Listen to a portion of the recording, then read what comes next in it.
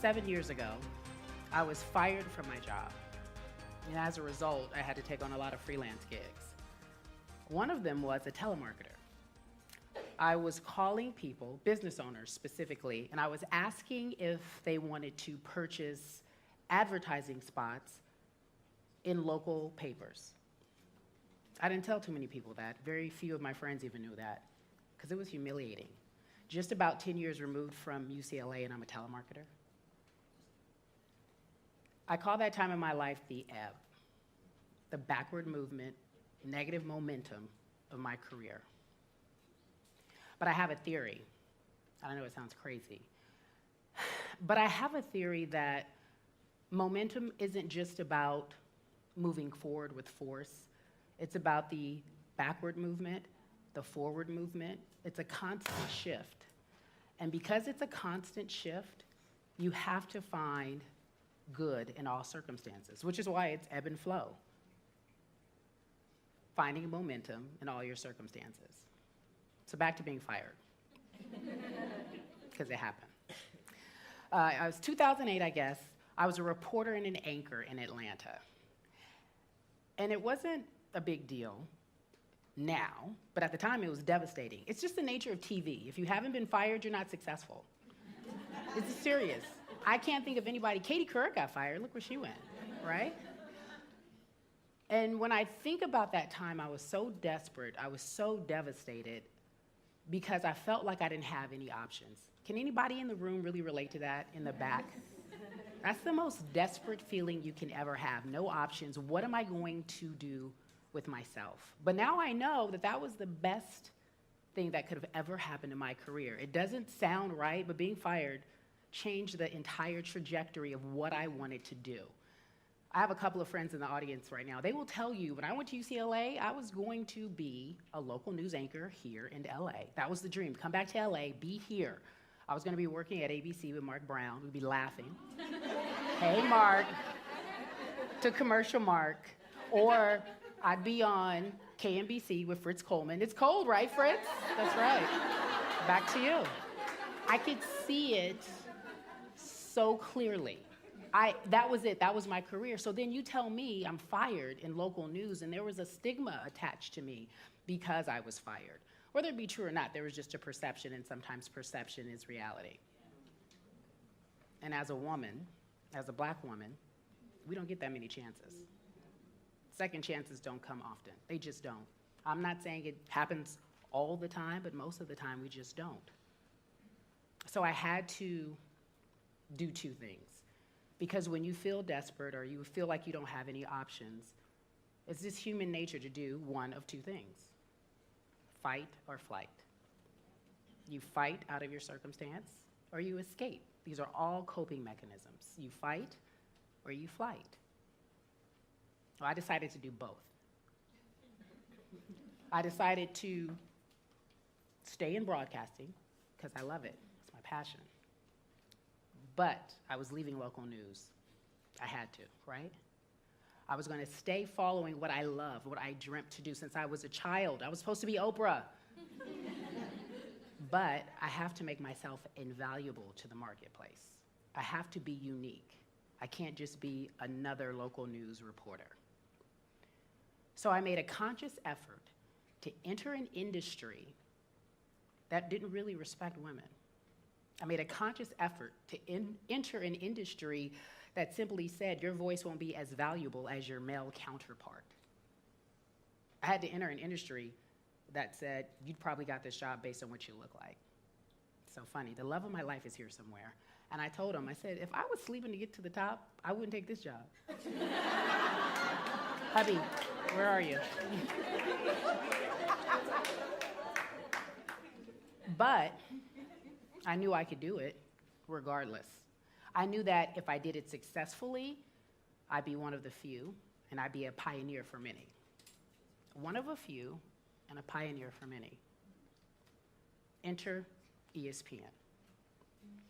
My name is Cari Champion, and I am the host and moderator of First Take.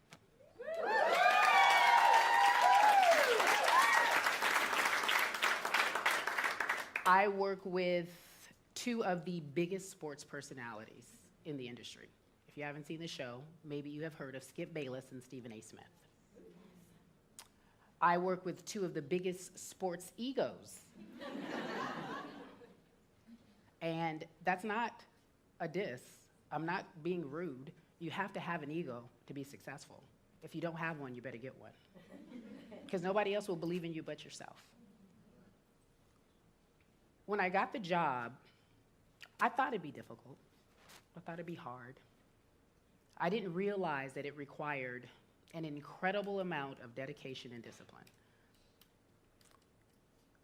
I literally, and this is just the truth, literally could say I watched 30 to 45 hours of sports programming a week, depending on what season it is and when they collide, right? We get volumes and volumes of research every single night, and they're asking us to digest that information and deliver it to you, the viewer, conversationally, so that you can understand what's happening. No matter how smart I am, no matter how much I know, listening to a woman tell you sports for whatever reasons doesn't hold as much weight, as much value as my male counterpart, right? That's what they say. Listening to me offer an opinion will not be as valuable as what they gotta say. That's what they try to tell you.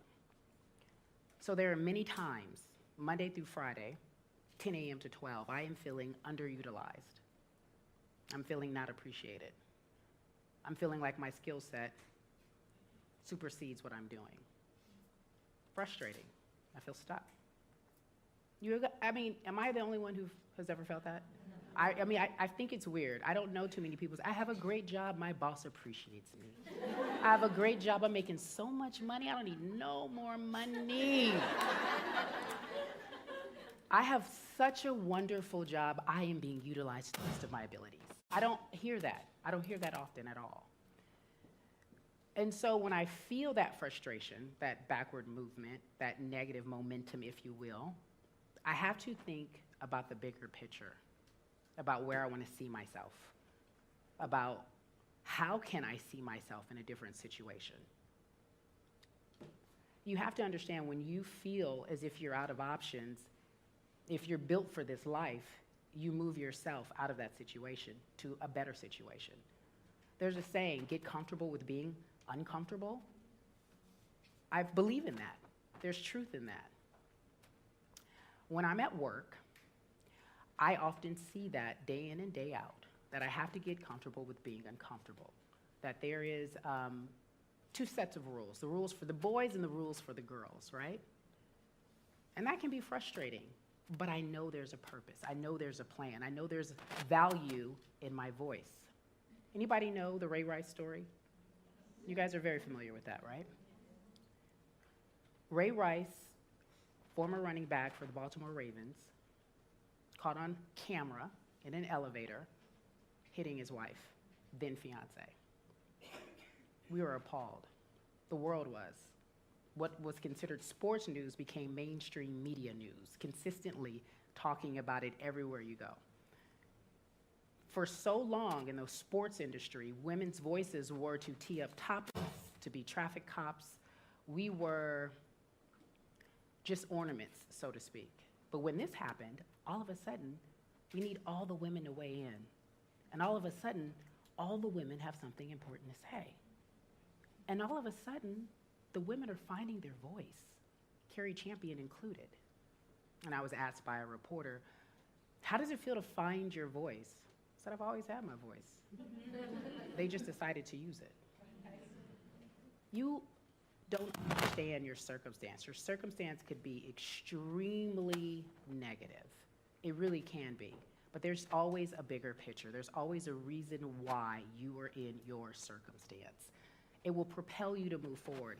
I'm not sitting here to tell you a story because it's exciting, because I just want to hear myself talk. I'm telling you a life that I'm living as we speak right now.